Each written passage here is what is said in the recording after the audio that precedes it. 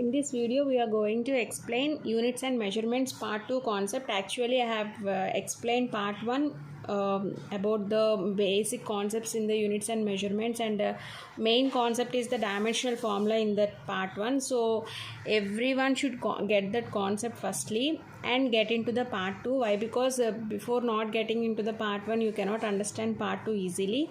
So just once go through the part 1 so that you will get a clear cut explanation. So in this part 2 we are going to explain about the principle of homogeneity, how does it holds good, and about the significant figures as well. These are two most important concepts in this chapter. So let's start this. Okay, so first concept I have told you, what is that? Principle of homogeneity. Principle of homogeneity. Yes, so what is the principle of homogeneity? Means the word itself containing it is homogeneous, right? So how do it behaves as a homogeneous function or the homogeneous quantity? Means, for example, if you take an equation like x equal to y plus z, okay, whatever may be the equation you take, I am taking this x equal to y plus z. So homogeneity principle takes place means here you have to take the dimensions. You have to take the dimensions, means it is here, it is LHS, right, and it is RHS. So if the LHS dimensions is equal to the RHS dimensions, then homogeneity principle takes place. Okay, if the LHS dimensions are equal to the RHS dimensions, then it is a dimension quantity and the principle of homogeneity takes place. If it does not happen, it is not equal, means LHS is not equal to RHS, means then homogeneity is not there. Okay, let me explain you an example so that you will get the concept. Okay,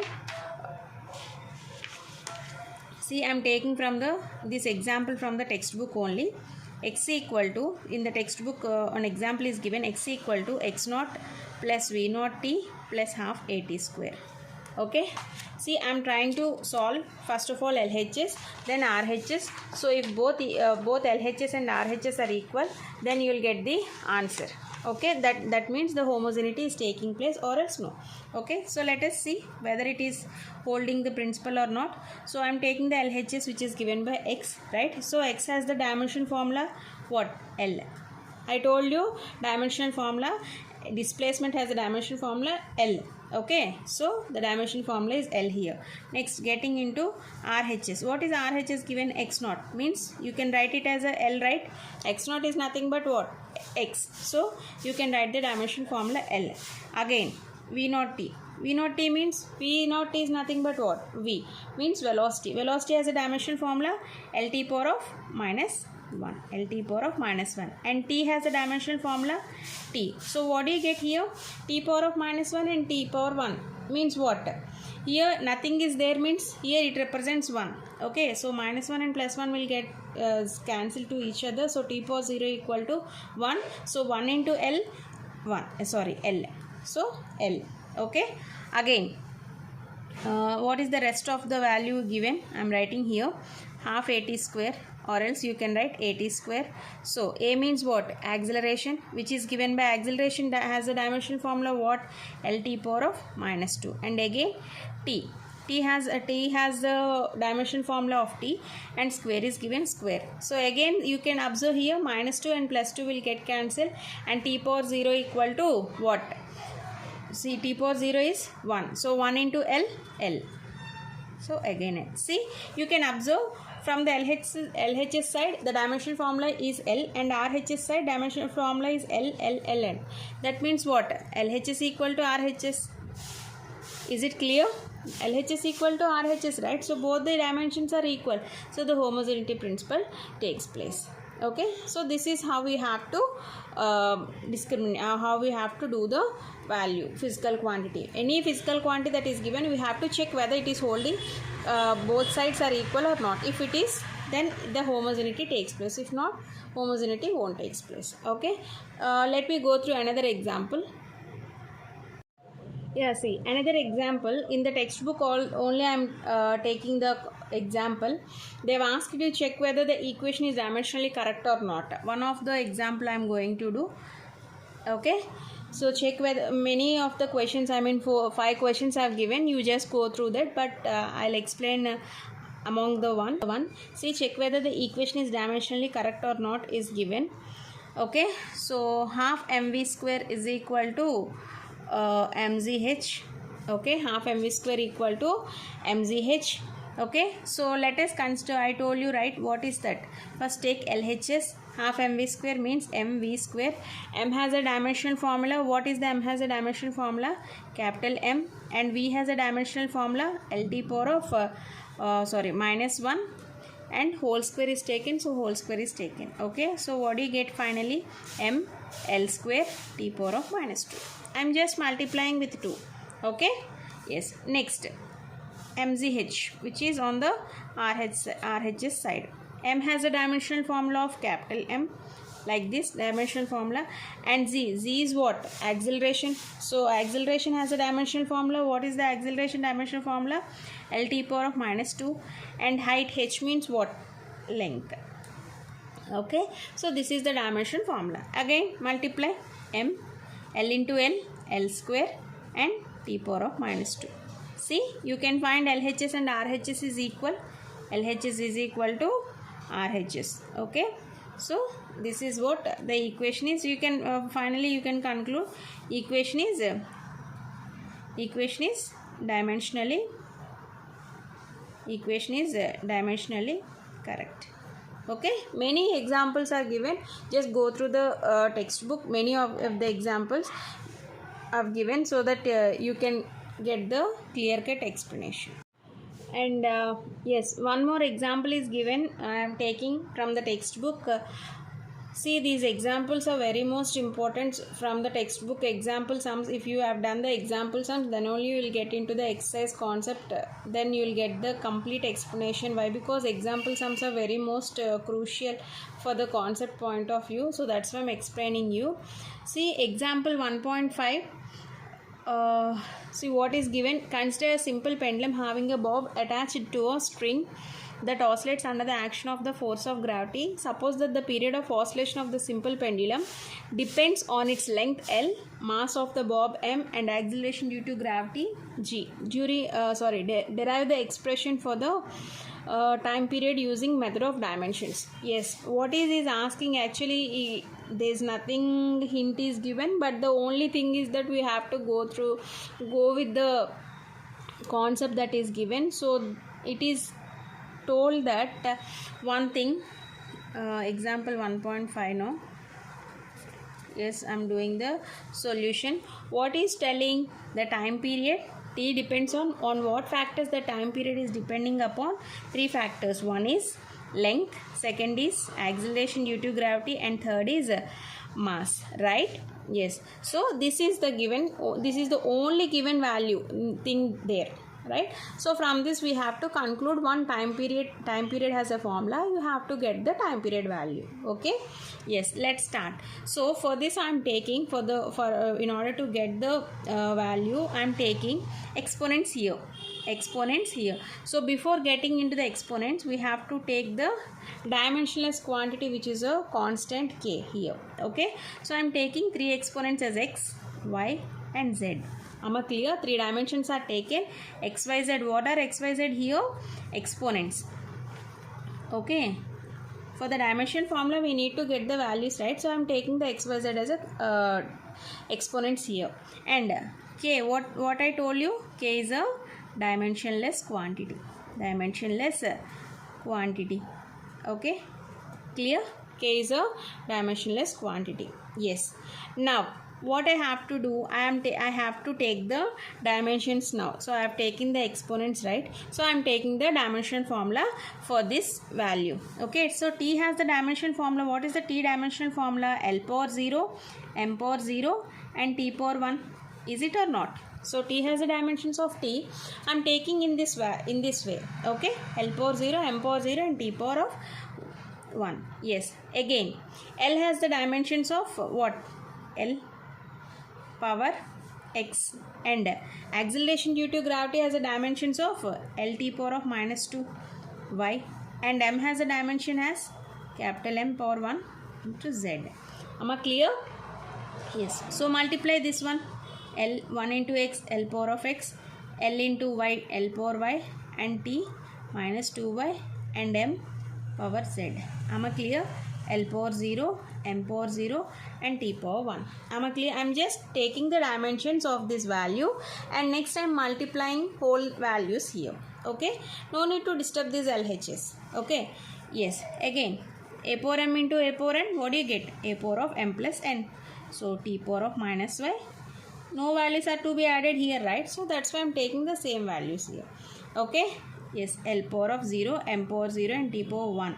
So you can equate on both sides, right? On taking from LHS and RHS, you can equate both sides. So write down on equating both sides. On equating both sides, we get, what do you get here on equating both sides? L has a, see, L is equal to, bases are equal, powers must be also equal. Why? Because here it is equal, right? So that's why you have to equate.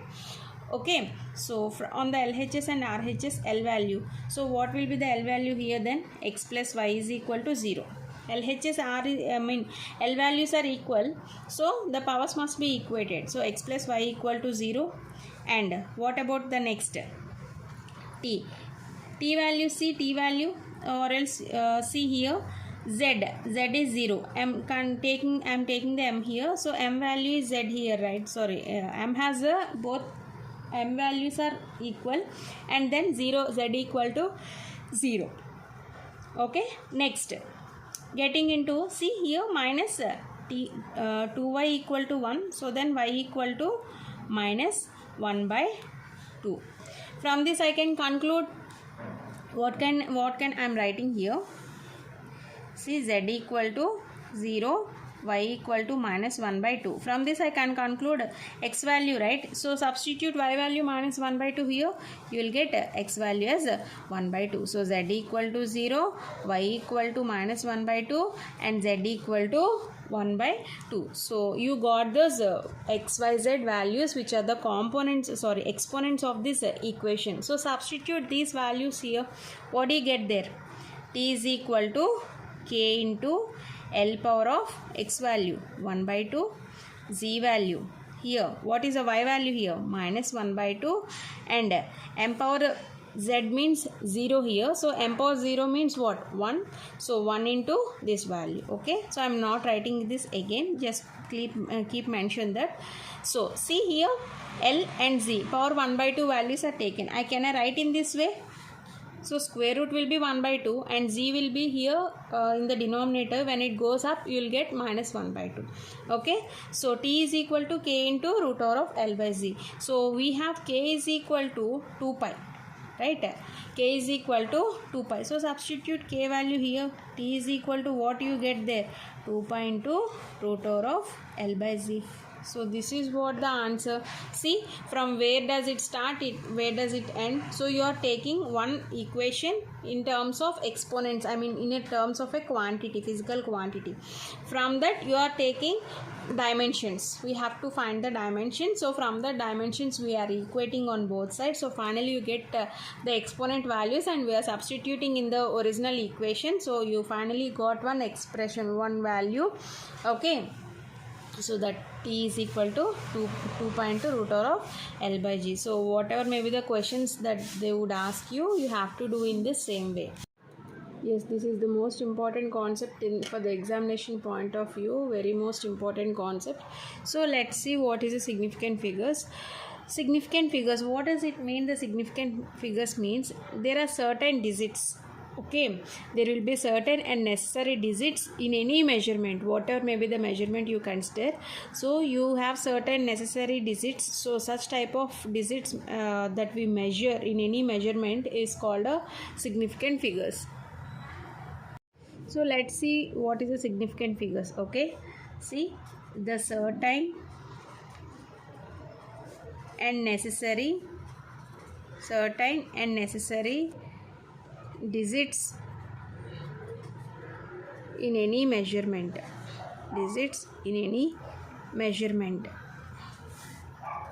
is called significant figures. Whatever may be the values that you take in a certain, whatever may be the values you take in a certain digits, there will be in any measurement you take certain measurements.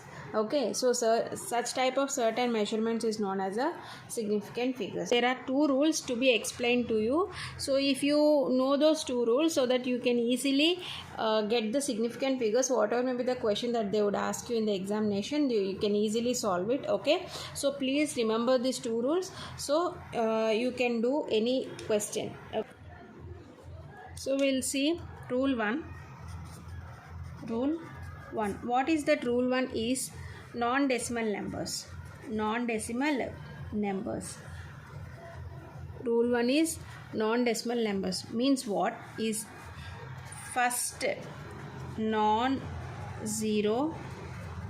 See, these are the conditions or rules to be remember in order to find the significant figures. Okay, from non-zero digit to the first non-zero digit to the last non-zero digit. Non-zero digit. See, what does it mean here? Actually, I am telling you non-decimal number, right? So a non-decimal number means you have to take any value which is not a decimal number. Okay, so from first, so here the what is the condition term I am telling you? Non-zero, from first non-zero digit to the last non-zero digit. That means, for example, I'll take one value 13800076. See, you can find here, first I am telling the rule number 1, right? So non-decimal number means you don't have any decimal numbers here. Okay, so from it is a non-decimal number. Why? Because it doesn't, decimal number means you have to get points. Okay, so you are not having any points right here, so that is okay. Next, first non-zero digit to the last non-zero digit. What does it mean? First non-zero digit, here you are having first means you don't have any non-zero digit here, means what? You don't have any zero here. Okay, and to the last non-zero digit, again at the end also, from the first and last you don't have any zeros here. That means if you don't have any zero from the from first and last, then the number of digits that you count will be the answer. That means how many digits do you have? 1 2 3 4 5 6 7. So the significant figures will be 7 significant figures. Am I clear?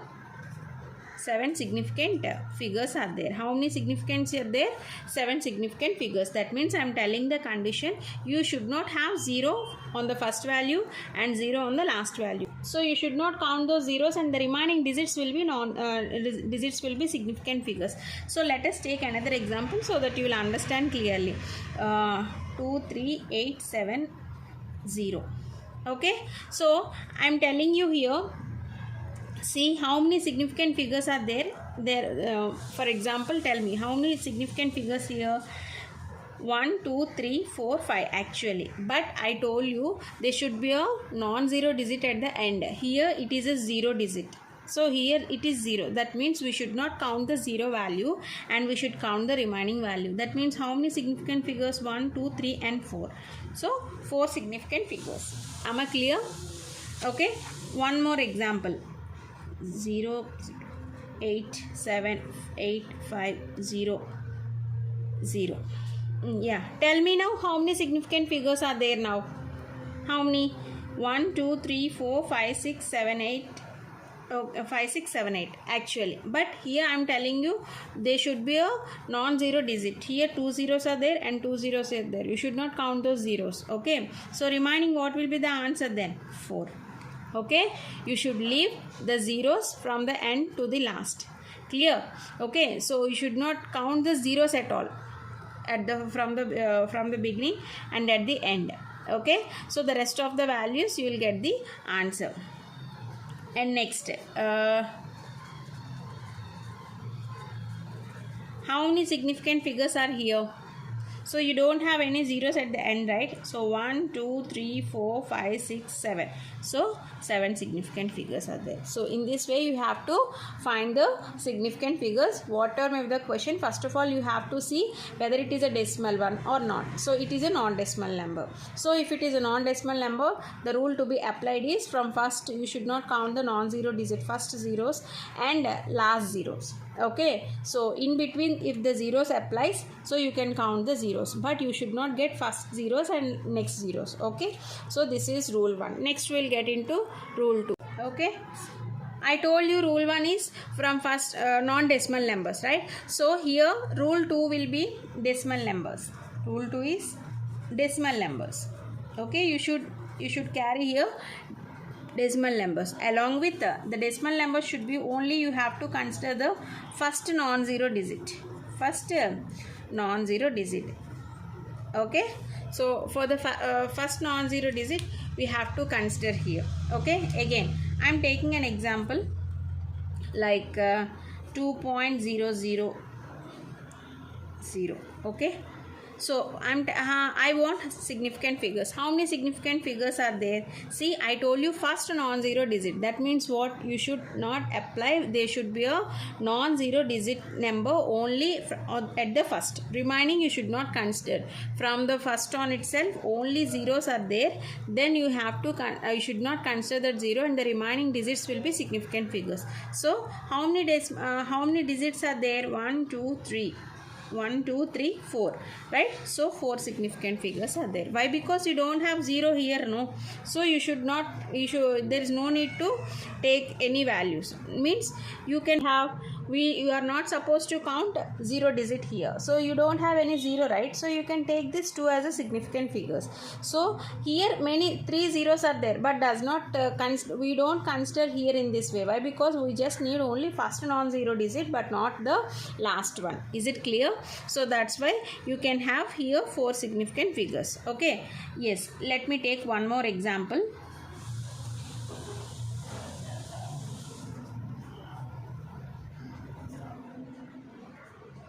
Yes, so this is one kind of example. Now tell me how many significant figures are there. Okay, see here how many digits are there actually? 1, 2, 3, 4, 5, 6, 7, 8. 8 digits are there.